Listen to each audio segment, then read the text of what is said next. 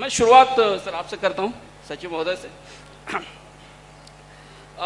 करीब करीब 2500 megawatt solar energy का टारगेट इस बार आपने रखा है, और जो मेरे पास डेटा है वो बता रहा है कि 2024 के बाद करीब करीब 10 गुना बढ़ोतरी हुई है। पर मुझे इसको देखते हुए एक सवाल समझ में आया कि क्या ये सारी सोलर एनर्जी की कैपेसिटी पहाड़ के मैदानों में है, या मुनस्यारी, पिथौरागढ़, उन हिस्सों में भी उनका कितना हिस्सा है इस नई सोलर कैपेसिटी में? अभी हमने अपने सोलर एनर्जी पॉलिसी में 2500 मेगावाट का टारगेट रखा था। उसमें 1000 मेगावाट यानी 1 गीगावाट हम लोग अचीव कर चुके हैं। और हमारे सोलर एनर्जी पॉलिसी जो अन्य बड़े राज्य हैं उनकी पॉलिसी से थोड़ा सा डिफरेंट है, क्योंकि सोलर एनर्जी जो है एक लैंड इंटेंसिव एनर्जी प्रोजेक्ट है।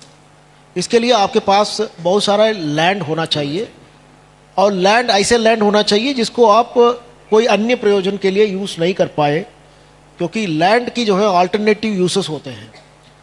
तो आपके अपॉर्चुनिटी कॉस्ट ऑफ लैंड जो है मिनिमम होना चाहिए, उसी लैंड को आप सोलर एनर्जी के लिए डाइवर्ट करेंगे। अब राजस्थान, गुजरात या सदर्न स्टेट्स, तमिलनाडु, आंध्र प्रदेश, उनके पास ऐसे बंजर भूमि बहुत है, तो वो बहुत मेगा प्रोजेक्ट्स लगाते हैं। हमारे पास ऐसा नहीं है। हमारे पास लिमिटेड लैंड जो है हमारे एक स्कैर्स रिसोर्स है। इसलिए हमने यूटिलिटी स्केल सोलर प्लांट्स के बजाय डिस्ट्रीब्यूटेड सोलर्स पर बहुत ज़्यादा फोकस किया था। उसको एक सेल्फ एम्प्लॉयमेंट स्कीम के रूप में लॉन्च किया था कि मुख्यमंत्री सौर स्वरोजगार योजना, सोलर सेल्फ एम्प्लॉयमेंट स्कीम, जिसमें हम 20 किलोवाट से लेकर के 200 किलोवाट तक के अलग अलग कैटेगरी में सैंक्शन करते हैं। और वो बहुत अच्छा पिकअप हुआ है, चूँकि उसकी पहले जब योजना लॉन्च हुई थी उस समय की गाइडलाइंस थोड़ा सा कठिन था, लोग ज़्यादा यूज़ नहीं कर पा रहे थे। फिर उसको एनालाइज किया गया है, योजना को रीलॉन्च किया गया है नवीन गाइडलाइंस के साथ। तो उसी का नतीजा है कि अभी हम लोग 1 गीगावाट पर पहुंच गए हैं। अभी योजना का सेकेंड फेज़ भी हम लोग लॉन्च करने वाले हैं, और उसमें 100 मेगावाट का और उसमें लेके चल रहे हैं। हाँ, सोलर एनर्जी को लेकर के कुछ डिफ़िकल्टी भी है। किसी भी डिस्कॉम से आप पूछेंगे तो वो बताएंगे अपने डिफ़िकल्टीज, क्योंकि सोलर एनर्जी जनरेशन दिन में होता है और दिन में डिमांड आपके कम रहते हैं। इवनिंग में पीक डिमांड जब होते हैं तब सोलर एनर्जी अवेलेबल नहीं हो पाता है। अब उसके लिए अगर आप बैटरी एनर्जी स्टोरेज में जाते हैं तो देन उसकी कॉस्ट बढ़ जाता है। ये एक चैलेंज है तो एनर्जी ट्रांजिशन में। तो अब दुनिया में कई प्रकार के कंपनीज जो हैं R&D में लगे हुए हैं कि बैटरी की जो कॉस्ट है उसको नीचे लाया जाए।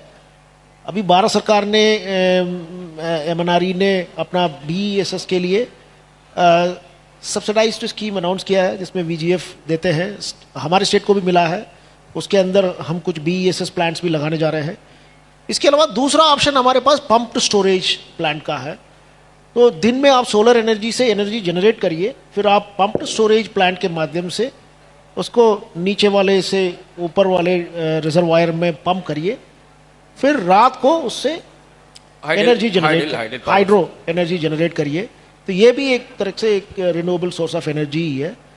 तो इस तरीके से हमारी जो देश के जो टारगेट है कि 2070 तक हमको नेट ज़ीरो एमिशन का टारगेट अचीव करना है, तो उसमें सोलर एनर्जी का एक बहुत बड़ा योगदान रहने वाला है। अगर आप ये वीडियो YouTube पर देख रहे हैं तो हमारे चैनल को सब्सक्राइब कर बेल आइकन दबाएं, और Facebook पर देख रहे हैं तो हमारे पेज को लाइक करें। अगर आप ये वीडियो YouTube पर देख रहे हैं तो हमारे चैनल को सब्सक्राइब कर बेल आइकन दबाएं, और Facebook पर देख रहे हैं तो हमारे पेज को लाइक करें।